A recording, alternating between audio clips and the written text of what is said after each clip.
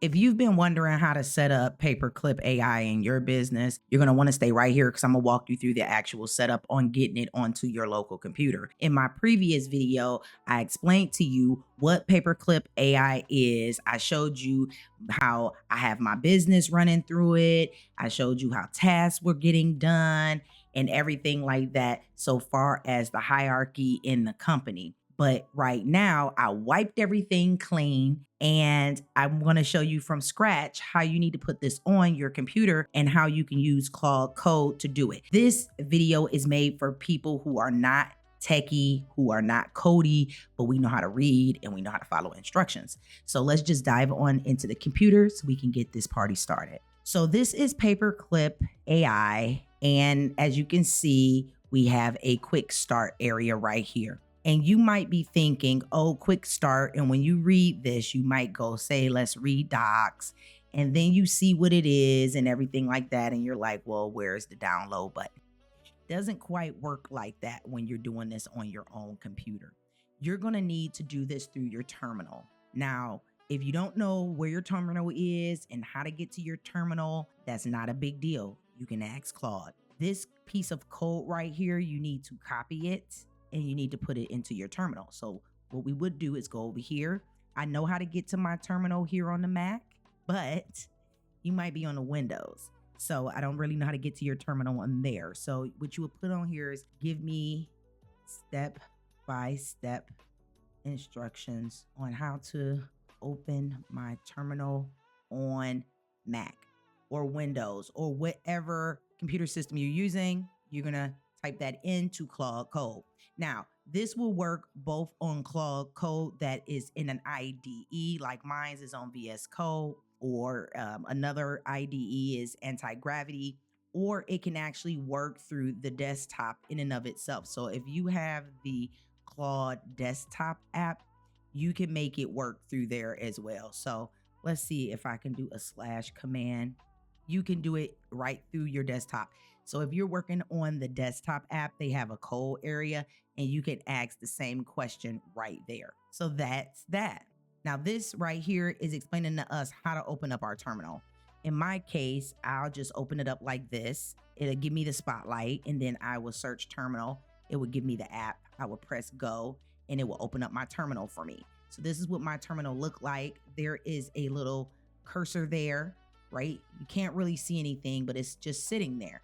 And that's where you will want to click this and then copy and paste this in and then press go. And it's going to start installing the Paperclip onto my computer. In your case, it won't look like this when it comes up. You have to understand I already have one. What it's going to look like is this.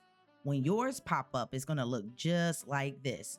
And this is how you set it up. Follow the instructions. Whenever you don't know, so say for example, if you were in your terminal and something popped up that you weren't aware of, you can just copy and paste that last little bit of code and let Claude Code know this is what I see, how to fix it, and it will walk you through it. Very simple, okay? Very, very simple. You do not need to know code. So right here, this is going to be a demo company that we're going to set up, and then we're going to press next. And now your first agent. Now here's where things get a little bit different for knowledge-based business owners like us, because we don't need a whole hierarchy of agents to help us, right? We do have different deliverables that we need created for us that's going to save us time that we can delegate off. But we're not looking at building out a whole autonomous company ran full of agents. That's not what we're looking for right now. What we're looking for is how can we produce an output like we had a team without the overhead and without having to pay W-2s and workman's comp and all of those types of things. This first agent right here is kind of like the CEO of a company. This is the person you will talk to. In my case, it's my chief of staff. Now, there's several adapters that you can use. You can use Claude, you can use Codex, Cursor, whatever you have, right? You can also link to other models as well. But in our case, we have Claude Code. So everybody that works with me, my members in my community, everybody that knows that I work with Claude Code because it's awesome. So I'm going to stick with Claude Code. what model do I want this agent to be on? I want it to be on Sonnet 4.6, and then I'm going to test the environment. Now, if you have the desktop downloaded, if you have the Claude Code extension and Visual Studio Code in your IDE, this should pass because it's already picking up the stuff that's already on your computer. And if you're already running Claude Code, it should pick it up. And then we're going to go next. If not, you can ask Claude Code, hey, this is not connected. How do I get it connected? So now we need to give this agent that we just created a task, something to do. It says hire your first engineer. You are the CEO. You set the direction for the company. Not in my company. You don't. Hire a founding engineer, write a hiring plan, break the roadmap into concrete tasks, and start delegating work. Now, some of these things is about to change. You are the chief of staff. You assist D with setting the direction of the company. Okay? You assist me. She's assisting me. In Paperclip AI, you are like the board of the director. You are outside of the company. She's doing the talking to the other agents and to the skills that you want done. Hire a founding engineer. No. Hire when there is a need to for a particular type of repetitive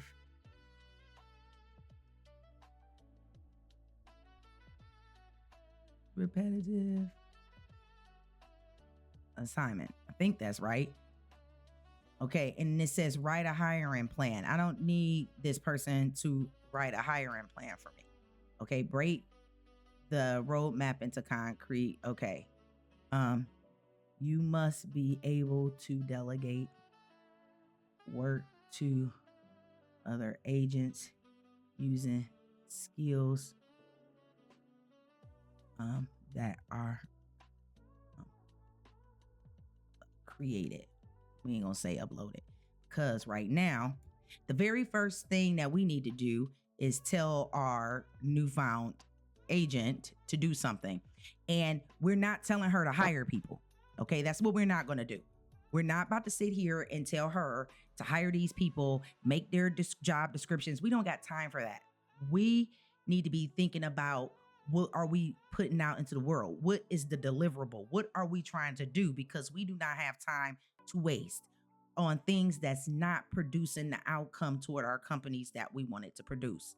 Keep that in mind. So in this case, I want her to create a skill for my school post in my free builders community. Now, it doesn't have to make sense, guys. You don't have to be proper sentences around here. So now what we're going to do is launch. So it's ready to launch. The name of the company, the person or the agent that we are employing to help us run our company, because this is the main person that we should be talking to, right?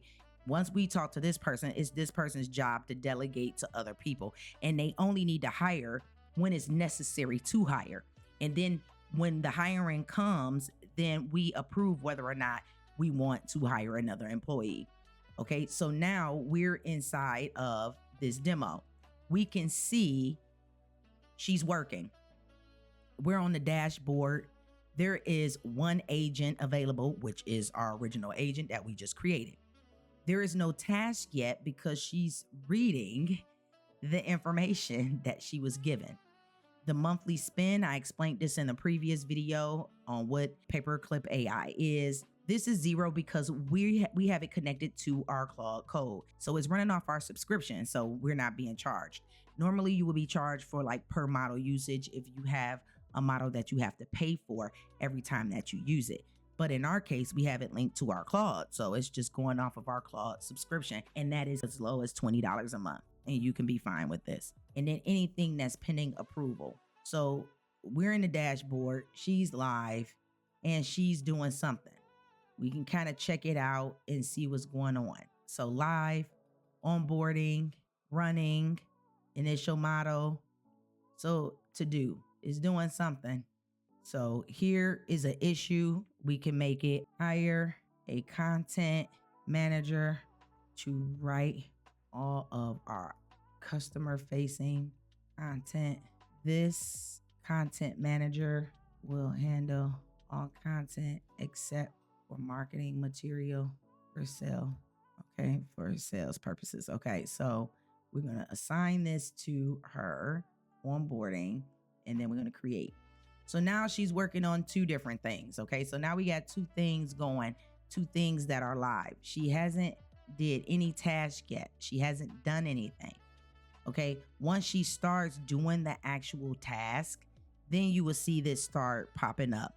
Now, the reason why I show you this is because after you install Paperclip AI, you need to give it something to do. Your very first deliverables should be something that you can use. Do not go in here trying to have it build out this hierarchy when you don't really need it. What you need is to start building out the tools and the things that you need right now with the AI that's in there right now. As you begin to grow and need more assets, that might require different departments or a different agent at that point. We know this agent right now is working on Sonnet. I also know that if I wanted some marketing material created for a sales page or for sales emails or for any type of promo or launch, then I am going to want to use Opus. Well, you got to think of this agent as people. It's certain things about people that you just can't change. So if your agent is Sonnet, was born Sonnet, you created it Sonnet, it's going to stay Sonnet. So if you want Opus, you need to have an Opus baby. Okay. So now you need another agent born Opus. Okay. And then Opus can do Opus stuff. So you have to think about when you're making agents in your hierarchy, is basically which model do you need to do the job? Because the model is the model. And one model can do multiple jobs if you give it the skill. Because all it's going to do is pull that skill and use that model to do the skill. Okay. So, and that's it. So as long as you have well-written skills, any model should be able to handle it. The output will be different because different models create different outputs. So that's something to think about when you're building this out. So I hope this was helpful. If you need the step-by-step implementation guide to this, I created for this video. It's located for free in my builders community. I'll have the link below. And go ahead, I appreciate it if you watched it this far. Your girl appreciates you. So like the video for me, subscribe to the channel because I create videos like this showing exactly what I do. You see the good, the bad, and the ugly. Okay. So go ahead, subscribe to the channel. Again, I appreciate you and I'll see you in the next one.